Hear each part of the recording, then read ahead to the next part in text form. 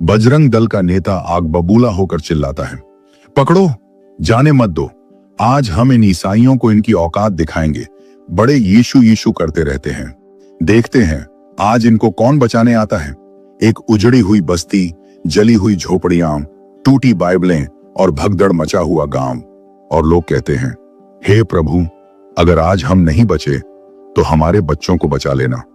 भारत के एक शांत इलाके में लोग सिर्फ अपना विश्वास जीते थे, लेकिन कुछ ऐसा हुआ जिसने हजारों परिवारों की नींद, उनकी शांति, यहां तक कि उनकी जिंदगी तक छीन ली। यह कहानी है बजरंग दल की और उन लोगों की जिन्हें डर के साए में भी यीशु का प्रेम जगाता रहा। भारत के पूर्वी पहाड़ी इलाकों में बसे कुछ छोटे छोटे ईसाई गांव ऐसे थे जो वर्षों से अपनी सरल जिंदगी जीते आ रहे थे। उनके घर मिट्टी से बने, छतें टिन की या पुआल की, जहां शाम को बच्चे खेलते और बुजुर्ग पेड़ों की छांव में बैठकर भजन गाते। इन गांवों के लोगों को मालूम नहीं था कि अगले कुछ महीनों में उनके चारों ओर एक साया उभरने वाला है। एक ऐसा साया जिसे वे बजरंग दल के नाम से जानेंगे। बजरंग दल का उभार। बजरंग दल एक संगठन था। उनके नेता थे ध्रुव प्रताप सिंह, एक व्यक्ति जो खुद को धरती का रक्षक कहता था, लेकिन उसके भाषण आग की तरह फैलते थे। वह कहता, देश खतरे में है, बदलते धर्मों, बदलते विचारों से हमारी पहचान मिट रही है और जो भी हमारे रास्ते में आएगा हम उसे अपनी आग से भस्म कर देंगे। इसी आग ने धीरे धीरे हजारों युवाओं को उसकी ओर खींच लिया। उनमें से एक था राहुल यादव, जिसे आगे चलकर लोग राजकुमार कटारिया के नाम से जानते। लेकिन उस समय वह एक बिल्कुल अलग इंसान था। राजकुमार कटारिया का अतीत। राजकुमार की परवरिश एक सामान्य परिवार में हुई थी। पिता किसान थे, मां स्कूल में खाना बनाती थी, घर में पैसों की कमी थी और जीवन हमेशा संघर्षों से भरा रहा।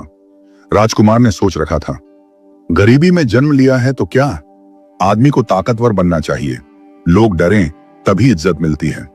उसकी जिंदगी की दिशा तब बदल गई जब उसके गांव में बजरंग दल का एक बड़ा कार्यक्रम हुआ।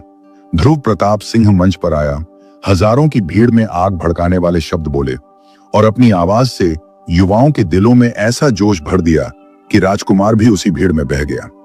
जब कार्यक्रम खत्म हुआ तो बजरंग दल के कुछ लोग राजकुमार के पास आए। तुम्हारी आंखों में आग है लड़के, हमारे साथ चलो, देश को ऐसे ही वीरों की जरूरत है। और उस दिन राजकुमार कटारिया बजरंग दल का हिस्सा बन गया। पहली हिंसक घटना, लोगों की खोज। एक ठंडी सुबह बजरंग दल के सदस्यों को एक सूचना मिली, एक छोटे से ईसाई गांव में कुछ नए लोग बपतिस्मा ले रहे हैं।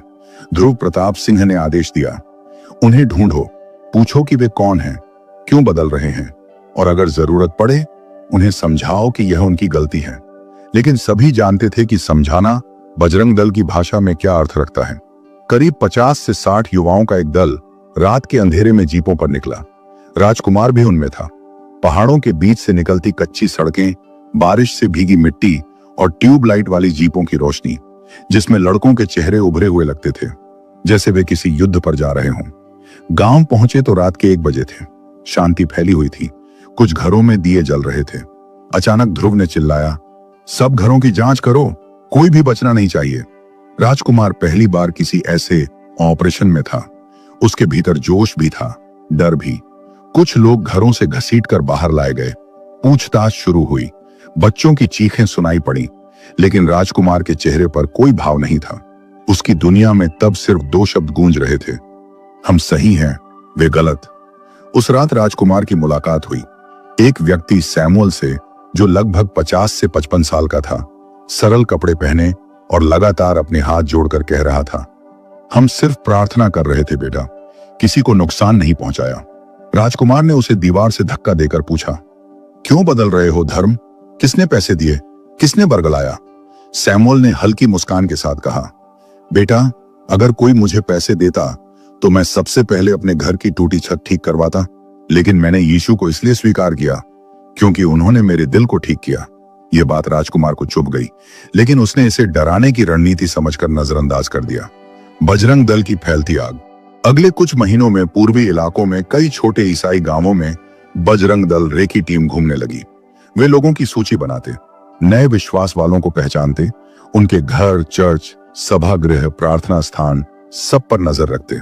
किसी भी गांव में अगर किसी ने नया चर्च बनाया, कोई सभा की या किसी ने बपतिस्मा लिया, तो अगले कुछ ही दिनों में वहां बजरंग दल की गाड़ियां पहुंच जाती। यह सब धीरे धीरे डर का माहौल बनाने लगा। एक दिन का प्रसंग, राजकुमार एक चर्च के बाहर खड़ा था। अंदर से भजन की आवाज आ रही थी। यीशु प्रेम है, यीशु शांति है। ये शब्द राजकुमार के दिल में अजीब सा असर कर रहे थे। वह खुद से बोला, ये लोग डरते क्यों नहीं? ये आंखों में इतनी शांति कैसे रख लेते हैं? लेकिन तुरंत उसने इसे दिमाग से निकाल दिया। कमजोर लोग ही ऐसे बोलते हैं, हम मजबूत हैं, हम सही हैं। परंतु कहानी यहां से नहीं रुकी। धीरे धीरे राजकुमार और आग्नेय घटनाओं की ओर बढ़ा और उसे मालूम भी नहीं था कि यीशु का प्रेम चुपचाप उसके भीतर बीज की तरह बोया जा रहा है। मणिपुर जैसा तनाव, एक बड़े शहर में कुछ अफवाहें फैली कि ईसाई लोग स्थानीय रीति रिवाजों को बदल रहे हैं।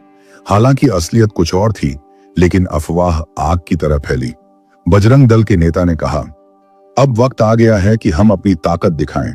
सैकड़ों की टोली पहाड़ियों की ओर बढ़ी। गांव खाली किए गए, लोग डरकर जंगलों में भागे। राजकुमार की आंखों के सामने घर जल रहे थे, महिलाएं रो रही थीं, बच्चे कांप रहे थे, बुजुर्ग हाथ जोड़कर खड़े थे। पर राजकुमार का दिल अभी भी पत्थर बना हुआ था। एक दिन बजरंग दल ने सूचना पाई, एक चर्च में रात की प्रार्थना हो रही है। लगभग 70 से 80 लोगों का दल छड़े, डंडे, लाठियां लेकर पहुंचा। राजकुमार को प्रवेश द्वार पर पहरा देना था। अंदर से भजन की आवाज आ रही थी, प्रभु तू ही मेरी चट्टान। अचानक बजरंग दल के लोग अंदर घुसे। भगदड़ मच गई। कुछ लोग भागे, कुछ गिर पड़े, कुछ को बाहर खींचकर पूछा गया, क्यों मानते हो यीशु को? और तभी राजकुमार की नजर उसी बुजुर्ग सैमुअल पर पड़ी जिसे उसने पहली रात पकड़ा था। सैमुअल घायल था, लेकिन उसके चेहरे पर वही शांति थी। सैमुअल ने धीमी आवाज में कहा, बेटा राजकुमार, तुम इतने सही इंसान हो, तुम ये सब क्यों कर रहे हो? यह वाक्य राजकुमार के दिल में पहली बार छेद कर गया। वह चिल्लाया, मेरा नाम तुम्हें किसने बताया? सैमुअल मुस्कुराया, जिसे तुम जला रहे हो वह हमारा घर है। हम यहां सबसे प्यार से रहते थे बेटा। तुम्हारे जाने के बाद भी मैं तुम्हारे लिए प्रार्थना करता हूं। राजकुमार पहली बार परेशान हो गया। उसके भीतर दो आवाजें लड़ रही थीं, ताकत ही ताकत है और प्रेम ही सच्ची ताकत है। उस रात जब बजरंग दल वापस लौटा, सब जश्न मना रहे थे, लेकिन राजकुमार एक पेड़ के नीचे अकेला बैठा रहा। उसके सिर में सैमुअल की आवाज गूंज रही थी, मैं तुम्हारे लिए प्रार्थना करता हूं बेटा। वह सोचने लगा, क्या हम सही हैं? क्या ताकत ही सब कुछ है? क्या ये लोग वाकई गलत हैं? आकाश में बिजली चमकी, तेज बारिश शुरू हो गई। राजकुमार घुटनों के बल गिरकर पहली बार रो पड़ा।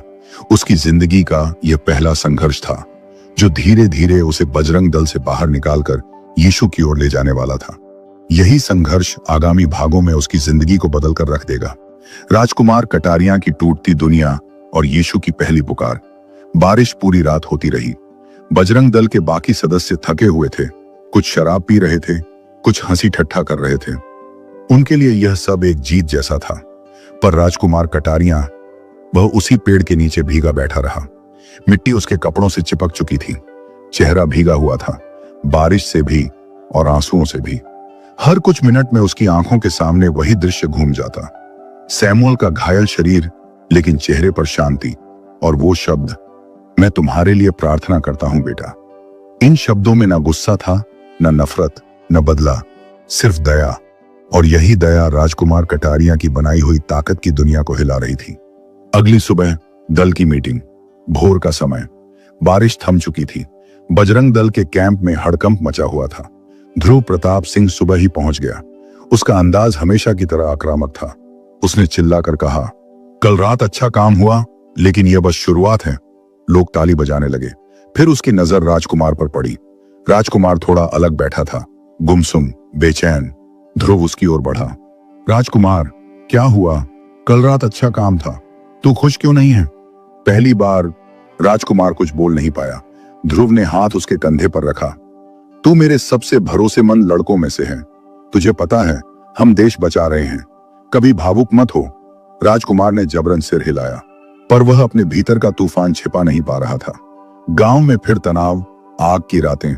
बजरंग दल के पास लगातार खबरें आ रही थी। कहीं बाइबलें मिली, कहीं प्रार्थना सभा हुई, कहीं कोई महिला ने विश्वास स्वीकार किया, कहीं किसी ने अपने घर में गाना गाया जिसे वे धर्म परिवर्तन का नाम देते थे। असल में वे सब साधारण धार्मिक गतिविधियां थीं, जैसे कोई भी अपने विश्वास में करेगा, पर बजरंग दल के लिए यह सब खतरा था। ध्रुव ने आदेश दिया, अब हर गांव में जांच होगी, हर घर में। इसके बाद लगातार कई हफ्तों तक छोटे छोटे गांवों में बजरंग दल की गाड़ियां घूमती रहीं। धूल उड़ती, लोग डरते, बच्चे छिपते, महिलाएं दरवाजे बंद करती, मानो कहीं कोई तूफान आया हो। राजकुमार की मुलाकात एक बच्ची जिसका नाम मीरा था। एक दिन दल एक और गांव पहुंचा।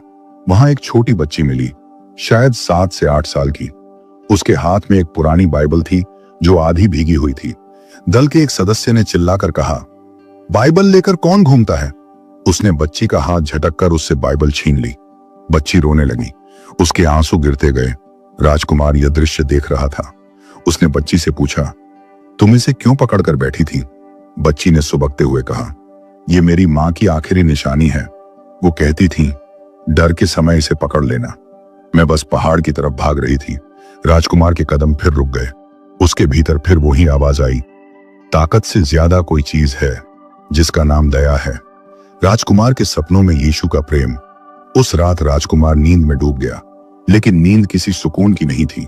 उसे बार बार सपने आ रहे थे।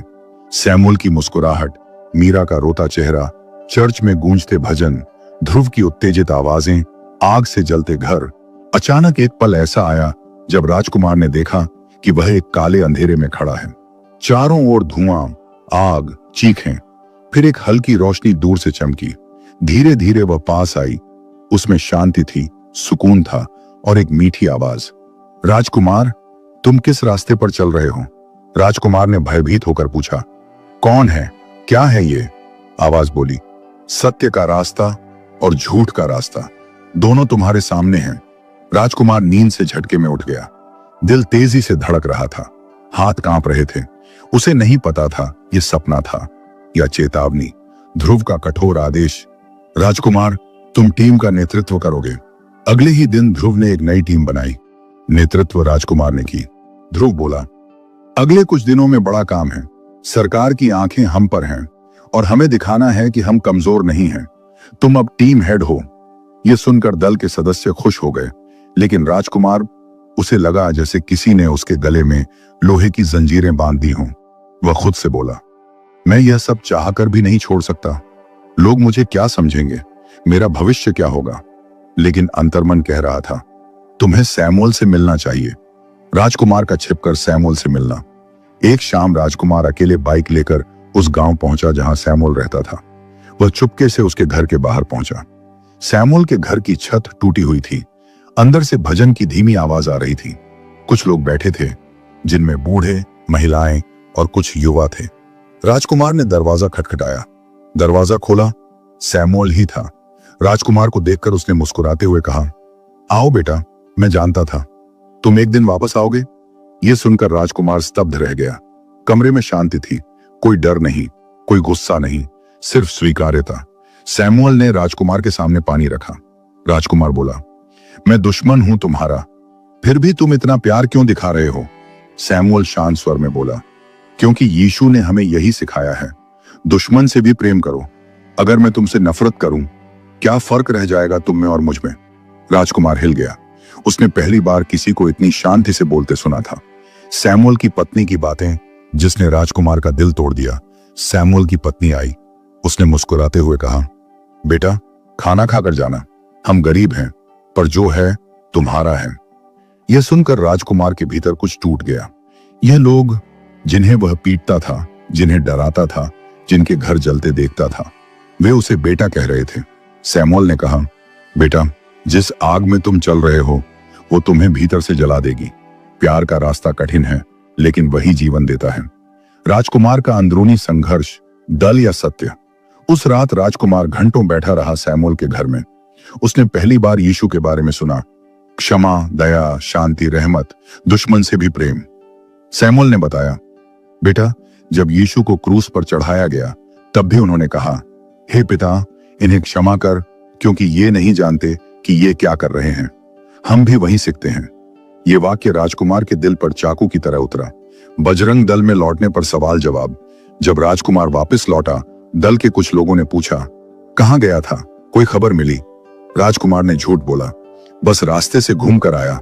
ध्रुव ने उसे बुलाया। राजकुमार, कल बड़ी कार्रवाई है, वहां कुछ लोग छिपे हुए हैं, उन्हें पहचानना है, तुम तैयार रहना। राजकुमार चुप रहा। वह अंदर ही अंदर टूट रहा था। रात का सबसे गहरा मोड़, राजकुमार की पहली प्रार्थना।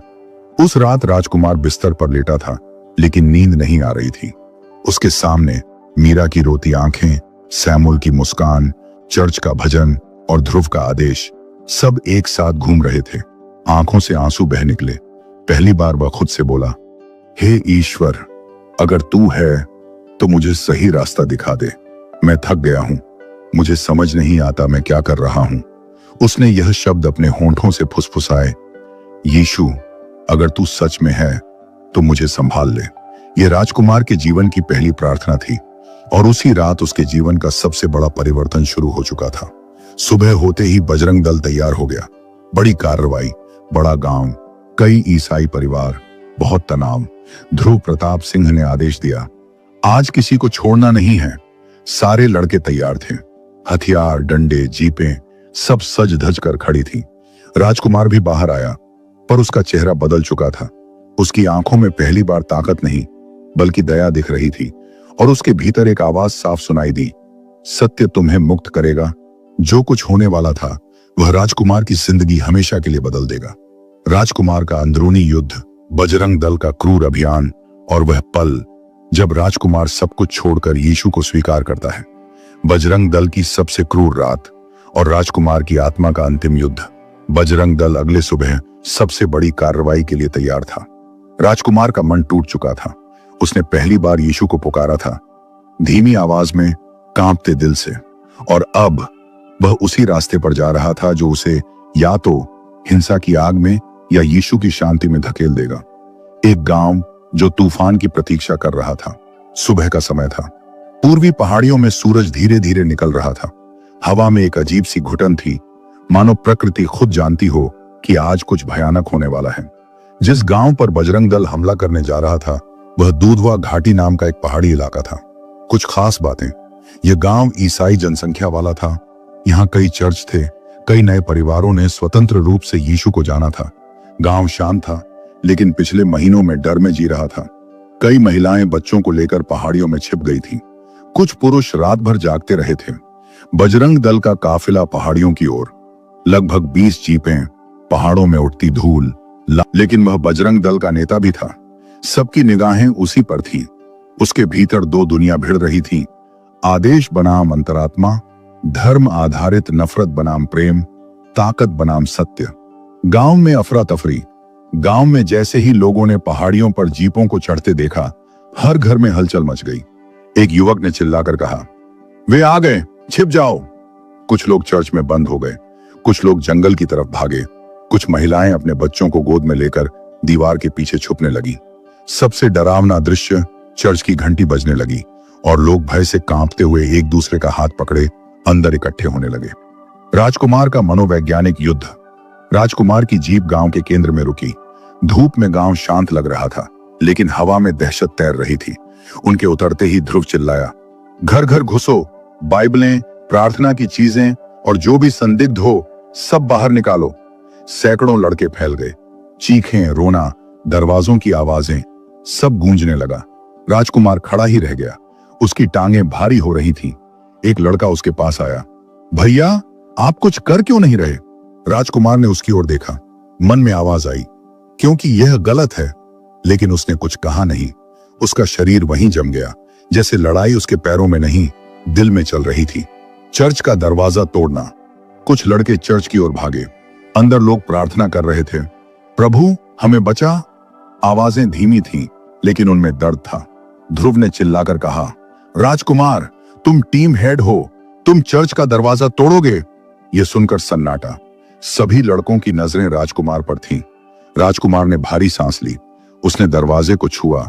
लकड़ी ठंडी थी, लेकिन लोगों की सांसें गर्म, डरी हुई, जीवन बचाने की कोशिश करती हुई। ध्रुव ने फिर चिल्लाया, क्या कर रहा है? तोड़ इसे। राजकुमार के हाथ कांपने लगे। उसके दिमाग में मीरा की आवाज गूंजने लगी, ये मेरी मां की आखिरी निशानी है। फिर सैमुअल का चेहरा, बेटा दया ही सच्ची ताकत है। फिर सपना, सत्य तुम्हें मुक्त करेगा। उसने डंडा उठाया, लेकिन दरवाजा नहीं मारा, बल्कि धड़ाम डंडा उसके हाथ से गिर गया। चारों ओर सन्नाटा। ध्रुव और राजकुमार का आमना सामना। ध्रुव प्रताप सिंह गुस्से से लाल हो गया। राजकुमार, तुम क्या कर रहे हो? डर गए? कमजोर हो गए? राजकुमार ने पहली बार धीमी लेकिन स्थिर आवाज में कहा। ध्रुव भाई, ये लोग हमसे लड़ नहीं रहे हैं, ये बस जी रहे हैं। इनका क्या दोष है? ध्रुव तेजी से उसकी ओर आया और उसका कॉलर पकड़ लिया। दोष? तू मुझे दोष बता रहा है? तू भूल गया तू कौन है? भीड़ गुस्से और हैरानी से देख रही थी। राजकुमार ने उसकी आंखों में देखते हुए कहा, मैं वही हूं, लेकिन अब मुझे सच्चाई दिख रही है। राजकुमार की अंतिम परीक्षा। ध्रुव ने गुस्से में आदेश दिया, अगर तुम हमारे साथ हो तो उस चर्च का दरवाजा तोड़ो। राजकुमार बोला, और अगर नहीं? ध्रुव ने दांत भींचकर कहा, तो तुम गद्दार हो। राजकुमार ने आंखें बंद की, गहरी सांस ली। उसका दिल रो रहा था, लेकिन वह समझ चुका था, आज उसका निर्णय उसकी आत्मा का भविष्य तय करेगा। उसने धीरे से कहा, फिर मैं गद्दार हूं। बजरंग दल का विद्रोह। ध्रुव ने गुस्से में राजकुमार को धक्का दिया। कुछ लड़कों ने उसके आसपास घेरा बना लिया। एक ने कहा, भैया को क्या हो गया? दूसरे ने कहा, ये तो पागल हो गया। तीसरा बोला, लगता है उस बूढ़े ईसाई के चक्कर में आ गया। ध्रुव चिल्लाया, इसे पकड़ो। राजकुमार पीछे हट गया। उसने हाथ ऊपर किए, मैं लड़ाई नहीं करूंगा। लेकिन कुछ लड़ाके आगे बढ़े और उसे जमीन पर गिरा दिया। किसी ने उसके पेट में लात मारी, किसी ने उसके कंधे पर चोट की। राजकुमार दर्द में था, लेकिन पहली बार उसे अपनी पीड़ा से ज्यादा दूसरों की पीड़ा महसूस हो रही थी। यीशु का नाम पहली बार खुले रूप से जब वे उसे मार रहे थे, राजकुमार ने पहली बार चिल्लाकर कहा, यीशु मुझे बचा। ये शब्द जंगल, पहाड़, गांव, हर जगह गूंज गए। लड़के रुक गए। ध्रुव हक्का बक्का रह गया।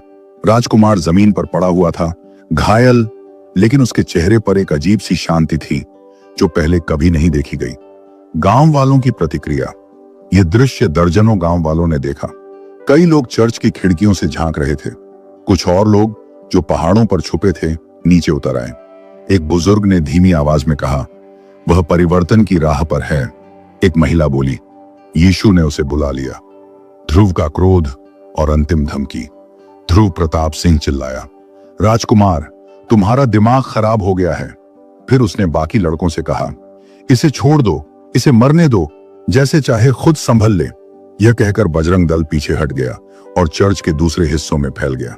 राजकुमार वहीं पड़ा रहा, टूटा हुआ, घायल, लेकिन भीतर से पहली बार मुक्त। चर्च के लोग राजकुमार को बचाते हैं। जब बजरंग दल आगे बढ़ गया, तब चर्च का दरवाजा अंदर से धीरे धीरे खुला। सैमुअल बाहर आया। उसके साथ कई और लोग थे। उसने राजकुमार को उठाया और अपने कंधे का सहारा दिया। सैमुअल ने कहा, बेटा, तूने आज सच्चाई के लिए खड़ा होना चुना। तूने यीशु का रास्ता चुना। राजकुमार की आंखों से आंसू बह निकले। मुझे माफ कर दीजिए, मैं बहुत बुरा हूं। सैमुअल भावुक होकर बोला, नहीं बेटा, तू आज से नया जन्म लिया है। यीशु की प्रार्थना। राजकुमार का परिवर्तन। राजकुमार को चर्च के अंदर लाया गया। लोगों ने उसके लिए प्रार्थना की। एक महिला ने उसके पैर में चोट पर मरहम लगाया। एक बुजुर्ग ने उसके सिर पर हाथ रखा। एक युवक ने बाइबल उसके हाथ में दी। सबसे भावुक दृश्य था जब सैमुअल ने उसके सामने प्रार्थना की, हे प्रभु यीशु, इस बेटे को तूने चुना है, इसे अपने प्रेम से भर दे, इसके पाप मिटा दे, इसे शांति दे। राजकुमार के भीतर कुछ टूटकर कुछ नया बन रहा था। उसने धीरे से कहा, मैं आपका हूं प्रभु यीशु। कहानी का यह पल उसके जीवन का मोड़ था। यही वह रात थी जब राजकुमार कटारिया पहली बार यीशु को स्वीकार कर रहा था। राजकुमार अब चर्च में था, वह सुरक्षित था, पर बजरंग दल अभी भी गांव में था। और जल्द ही ध्रुव प्रताप सिंह को पता चलने वाला था कि राजकुमार सिर्फ विरोध नहीं कर रहा, वह यीशु को अपना चुका है। अब राजकुमार का सार्वजनिक रूप से यीशु को स्वीकार करना, बजरंग दल का उस पर हमला, गांव का भय और वह घटना जो राजकुमार को स्थायी रूप से दल से अलग करके यीशु का प्रचारक बना देगी। बजरंग दल की अंतिम रात और राजकुमार कटारिया का नया जन्म। राजकुमार अब चर्च में है, पर तूफान बाहर खड़ा है। राजकुमार घायल था, लेकिन उसके चेहरे पर प्रकाश था। चर्च के लोगों ने उसकी मरहम पट्टी की, उसे गुनगुना पानी दिया और चारों ओर से उसके लिए प्रार्थना की। आज तक वह उन पर गुस्सा करता था, लेकिन आज वही लोग उसे बेटा, भाई और यीशु का प्रेमी कह रहे थे। राजकुमार रोता जा रहा था। सैमुअल ने उसका माथा छुआ। बेटा, दर्द शरीर में है, लेकिन तुम्हारी आत्मा आज आजाद हुई है। राजकुमार ने गहरी सांस लेते हुए कहा, मैं अब वापस नहीं जाऊंगा। चाहे जान चली जाए, मैं हिंसा नहीं करूंगा, नफरत नहीं करूंगा। मैं यीशु का हूं। लेकिन बाहर तूफान खड़ा था। बजरंग दल गांव के हर हिस्से में फैल रहा था और बहुत जल्द उन्हें पता चलने वाला था कि राजकुमार चर्च के अंदर है। बजरंग दल को खबर मिलती है, राजकुमार चर्च में छिपा है। ध्रुव प्रताप सिंह एक घर में तलाशी ले रहा था। तभी उसके एक आदमी ने आकर कहा, भाई, अभी अभी पता चला है कि राजकुमार चर्च में है और वो उनके साथ बैठा है। ध्रुव प्रताप का चेहरा पहली बार डर और गुस्से के मिश्रण में बदल गया। क्या? फिर वह दांत भींचकर बोला, राजकुमार, वह लड़का जो मेरी ताकत था, वह गद्दार बन गया। उसकी मुट्ठियां कस गईं। सब लड़के इकट्ठे करो, हम चर्च की तरफ जा रहे हैं। आज हम राजकुमार को खत्म कर देंगे ताकि कोई और हमारी राह न छोड़े। यह सुनकर कई युवकों ने सहमति जताई, लेकिन कुछ की आंखों में झिझक भी थी। पर ध्रुव का प्रभाव भारी था। सब उसकी बात मान गए। चर्च के अंदर डर और प्रार्थना की रात। चर्च के भीतर लगभग 40 से 50 लोग जमा थे। कुछ महिलाएं अपनी गोद में बच्चों को छिपाए बैठी थीं। कुछ किशोर कांप रहे थे। कुछ बुजुर्ग भजन गा रहे थे, धीमी आवाज में, प्रभु तू हमें बचा। अचानक एक युवक दौड़ते हुए अंदर आया। वे आ रहे हैं, बजरंग दल चर्च की ओर आ रहा है, बहुत सारे लोग हैं। चर्च में खामोशी छा गई। सबकी नजरें राजकुमार पर पड़ी। कई को शक हुआ कि बजरंग दल उसे ढूंढने आएगा। एक महिला बोली, बेटा तू चलकर कहीं छुप जा, वे तुझे मार डालेंगे। राजकुमार ने सिर हिलाया। नहीं मां, मैं अब भाग नहीं सकता। आज मेरा फैसला मेरे जीवन का रास्ता तय करेगा। सैमुअल बोला, हम तुम्हारे साथ हैं बेटा, लेकिन याद रखना, यीशु ताकत से नहीं प्रेम से जीतता है। राजकुमार खड़ा हुआ, हल्की लाठी का सहारा लेकर आगे बढ़ा और बोला, अगर आज मुझे मरना भी पड़े तो मैं कायर की तरह नहीं मरूंगा। मैं प्रेम के लिए खड़ा रहूंगा। बजरंग दल चर्च को घेर लेता है। रात गहरा चुकी थी। चांद बादलों में छुपा था। बजरंग दल की लगभग 60 से 70 की टोली मशालें, लाठियां, डंडे लेकर चर्च को घेर चुकी थी। आग की लपटें हवा में झूम रही थी। गांव एक बार फिर दहशत में कांप रहा था। ध्रुव ने सामने खड़े होकर चिल्लाया, दरवाजा खोलो, राजकुमार को बाहर भेजो, नहीं तो हम चर्च को जला देंगे। चर्च के लोग कांप उठे। कुछ रोने लगे, कुछ ने प्रार्थना शुरू कर दी। राजकुमार ने गहरी सांस ली। उसकी टांगें कांप रही थीं, लेकिन दिल दृढ़ था। राजकुमार चर्च के दरवाजे पर खड़ा होता है। राजकुमार धीरे धीरे चलकर चर्च के मुख्य दरवाजे तक आया। वह अंदर से बोला, ध्रुव भाई, अगर आपकी लड़ाई किसी से है तो वो मैं हूं। चर्च के दरवाजे तोड़ने की जरूरत नहीं, मैं ही बाहर आ जाता हूं। चर्च के लोग चौंक उठे। सैमुअल ने उसका हाथ पकड़कर कहा, नहीं बेटा, वे तुझे मार देंगे। राजकुमार मुस्कुराया, अगर मैं आज नहीं खड़ा हुआ तो मेरा जीवन क्या अर्थ रखेगा? और वह दरवाजा खोल देता है। चर्च के बाहर ध्रुव बनाम राजकुमार। जब राजकुमार बाहर आया तो पूरा बजरंग दल ठिठक गया। उसके चेहरे पर चोटों के निशान थे, लेकिन वह निडर खड़ा था, शांत, दृढ़। ध्रुव उसकी ओर बढ़ा। तू वापस क्यों नहीं आया? ये गद्दार लोग तुझे भटका रहे हैं। राजकुमार धीरे से बोला, नहीं भाई, मुझे कोई नहीं भटका रहा। मैंने सच को चुन लिया है। मैंने यीशु को स्वीकार कर लिया है। यह सुनकर भीड़ में हलचल फैल गई। कुछ लोग डर गए, कुछ चौंक गए, कुछ को गुस्सा आया। ध्रुव हल्की हंसी हंसा। तू मजाक कर रहा है ना? राजकुमार की आवाज कांपी नहीं। नहीं, यही सच है।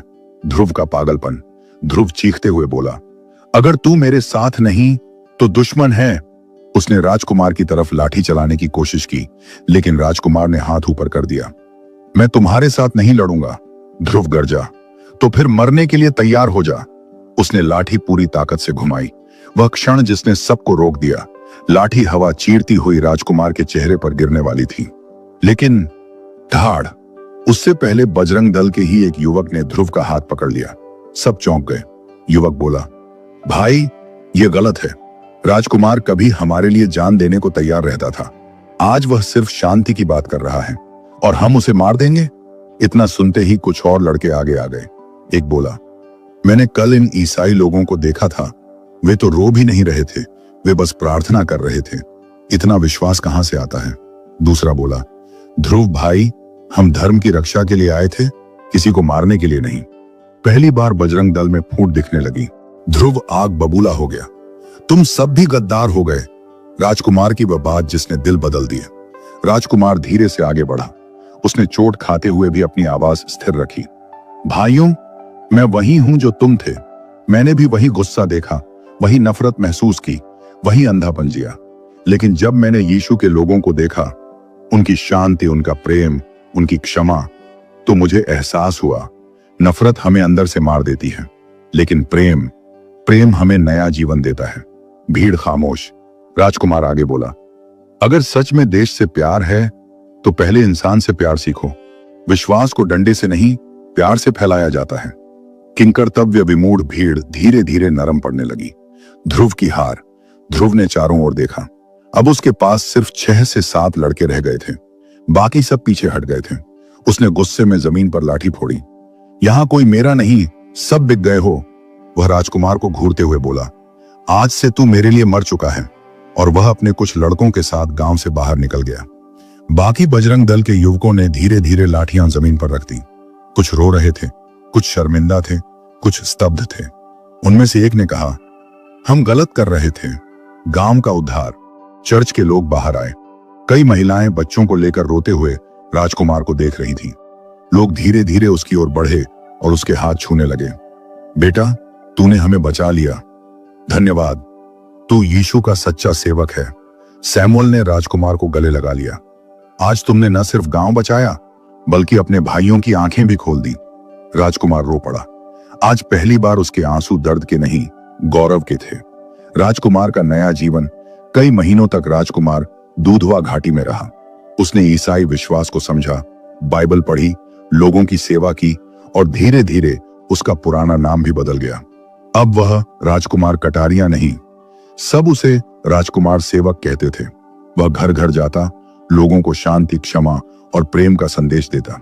कई युवा जो बजरंग दल का हिस्सा थे उसे मिलने आने लगे। कुछ ने हिंसा छोड़ दी, कुछ ने यीशु का प्रेम जाना। राजकुमार कहता, मैं बदल गया क्योंकि किसी ने मुझे मारा नहीं, किसी ने मुझे समझा। कहानी का अंत और संदेश। 1 साल बाद दूधवा घाटी चमक उठी। गांव शांत था। लोग बिना डर के जी रहे थे। चर्च में हर रविवार सैकड़ों लोग प्रार्थना करने आते। और राजकुमार, वह अब एक प्रचारक था जो हिंसा से नहीं, प्रेम से जीतना जानता था। उसके अंतिम शब्द कहानी को पूरा करते हैं। मैं नफरत के लिए पैदा नहीं हुआ था, मैं प्रेम के लिए जन्मा था। और यीशु ने मुझे यह दिखाया। मैं उनका सेवक हूं, आज भी और हमेशा। इस पूरी कहानी से हमें क्या सीखने को मिलता है? सबसे बड़ी सीख, प्रेम किसी भी नफरत से मजबूत है। कहानी दिखाती है कि हिंसा दिल नहीं बदलती, लेकिन प्रेम बदल देता है। राजकुमार को बदलने वाला न डंडा था, न नारा, न डर, बल्कि सैमुअल और चर्च के लोगों का प्रेम था। सीख, जब कोई बुरा करता है तब भी मसीही प्रेम दिखाए, क्योंकि वही बदलाव का असली रास्ता है। यीशु का तरीका सदा प्रेम का तरीका है। बाइबल आधारित, बुराई से पराजित ना हो, परंतु भलाई के द्वारा बुराई पर जय प्राप्त करो। रोमियो 12:21। क्षमा की शक्ति, फॉरगिवनेस चेंजेस एवरीथिंग। इस कहानी का सबसे पावरफुल बिंदु यह है कि सैमुअल ने उस व्यक्ति को भी क्षमा कर दिया जो उसे पीटता था। सीख, मसीही को दूसरों को क्षमा करना सीखना चाहिए, चाहे सामने वाला कितना भी गलत क्यों ना हो। क्षमा सिर्फ दूसरों के लिए नहीं, ये खुद के दिल को आजाद करने का तरीका है। बाइबल आधारित, यदि तुम मनुष्यों के अपराध क्षमा करोगे तो तुम्हारा स्वर्गीय पिता भी तुम्हें क्षमा करेगा। मत्ती 6:14। गवाही, टेस्टिमोनी का प्रभाव। आपका जीवन किसी का जीवन बदल सकता है। सैमुअल ने सिर्फ बात नहीं की, उसने जीवन में वही प्रेम दिखाया जिसकी वह शिक्षा देता था, और उसी गवाही ने राजकुमार का जीवन बदल दिया। सीख, मसीही का जीवन हमेशा प्रेम, धैर्य और सत्य की गवाही बने। आपकी एक छोटी सी भलाई भी किसी राजकुमार जैसे व्यक्ति को यीशु के पास ला सकती है। बाइबल आधार, तुम दुनिया की ज्योति हो। तुम्हारा उजाला ऐसा चमके कि लोग तुम्हारे भले कामों को देखकर परमेश्वर की महिमा करें। मत्ती 5:14-16। डर के बीच भी विश्वास बनाए रखना। दूधवा घाटी के ईसाई डर, हिंसा, धमकियों के बावजूद हर बार प्रार्थना करते रहे। उनका विश्वास उनका हथियार नहीं, उनका सहारा था। सीख, मसीही को डर में भी प्रार्थना नहीं छोड़नी चाहिए। परिस्थितियां बदलें या बिगड़ें, विश्वास स्थिर रहना चाहिए। बाइबल आधार, क्योंकि परमेश्वर ने डर का नहीं परंतु सामर्थ, प्रेम और संयम का आत्मा दिया है। दूसरा, तीमुथियुस 1:7, प्रेम दुश्मन को भी भाई बना देता है। राजकुमार कभी उनका दुश्मन था, लेकिन प्रेम ने उसे यीशु के पास ला दिया और वह प्रचारक बन गया। यह कहानी दिखाती है, दुश्मन नहीं बदलता, उसके दिल का जख्म बदलता है और वो जख्म सिर्फ प्रेम भरता है। मसीही के लिए सीख, हर दुश्मन के पीछे एक घायल व्यक्ति होता है जिसे प्रेम की जरूरत होती है। यीशु का प्रेम दिल बदलने वाला है। बाइबल आधार, अपने दुश्मनों से प्रेम करो, जो तुम्हें सताते हैं उनके लिए प्रार्थना करो। मत्ती 5:44, यीशु का प्रेम किसी को भी नया बना सकता है। राजकुमार जैसा व्यक्ति जो हिंसा में डूबा था, लड़ाई करता था, लोगों को सताता था, वही बाद में यीशु का सेवक बन गया। यह दिखाता है यीशु का प्रेम सबसे अंधेरे दिल को भी उजाला बना सकता है। सीख, कभी भी किसी के बारे में यह ना सोचें कि यह कभी नहीं बदलेगा। परमेश्वर के प्रेम की पहुंच असीम है। बाइबल आधार, यदि कोई मसीह में है तो वह नई सृष्टि है। दूसरा कुरिन्थियों 5:17, प्रेम में बढ़ने का तरीका एक दूसरे से प्रेम करो।